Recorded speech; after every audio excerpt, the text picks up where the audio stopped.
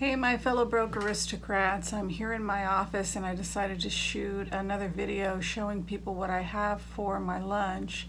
And I want to say that part of what I'm eating today is coming from Imperfect Produce.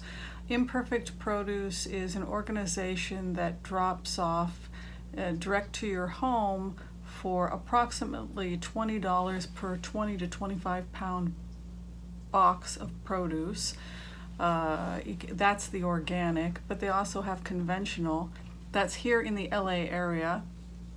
But similar food programs are available all over the United States. I will link information and resources for similar programs if you would like to have produce delivered to your home. That's cheap. Basically, Imperfect Produce is produce that has been rejected because it's not pretty. It might have a bruise on it. Well, I haven't found any bruises, but it might just be weird shaped or something like that. And what happens is that a lot of the time this imperfect produce just winds up in the landfills. It just gets thrown away and gets wasted. So Imperfect Produce takes that rejected produce for whatever reason. Either it was too much stuff and they couldn't sell it and they need to get rid of it, or it's weird shaped or whatever. And then they distribute it to people in need or people who want to eat mostly, to get some good plant-based food and not spend a lot of money. So if you're talking about the majority of your produce coming from Imperfect Produce, if you are married and you want to get a box once a week, that would be $20 a week or $10 per person or $40 a month for the majority of your produce. Sometimes you have to go out and you have to get produce that wasn't available at Imperfect Produce. So you want to also account for that, say an extra $40. So we're talking about $80 a month for fresh fruits and vegetables would be your budget. And then the other $100, give or take, would be for everything else. If you're a vegan and the base of your diet is grains, beans, nuts, and seeds, you'd probably, with Imperfect Produce or a similar program, be able to eat for anywhere from $100 to $180 a month, I've calculated. Realistically though, we'll say $150. For me, one person, I definitely don't need more than one box every 2 weeks, so that's $40. And then $110 a month for the rest of my groceries seems pretty realistic.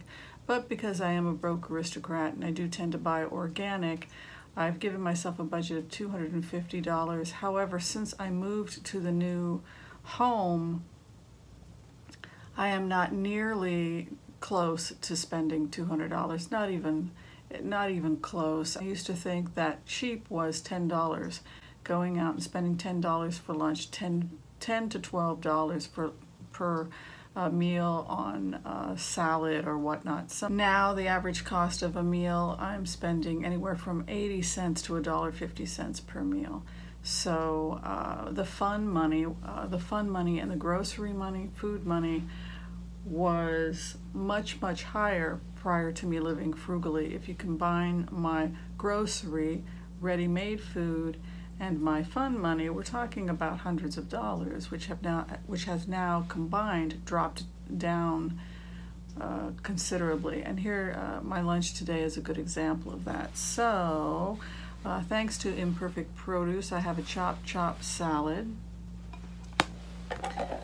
And it's a combination of what I got from Imperfect Produce combined with what I already had in my home. I love this type of salad. I think it's called, this is radicchio, and the cucumbers are from Imperfect, and the tomatoes I had before. There were some sunflower seeds I had in the refrigerator. I decided to use some of those. I put lemon juice and sea salt.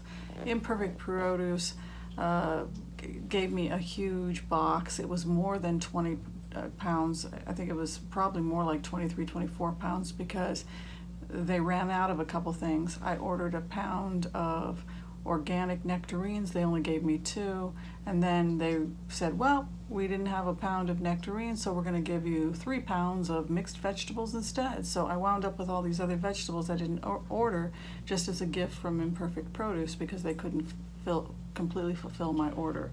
So I got all total, I should give you guys a list of everything I got. I got 2 pounds of artichokes, I got a large zucchini, I got cucumbers, I got vine-ripened tomatoes, I got radishes, I got 2 oranges, which I didn't order, plus blood oranges, which I did order,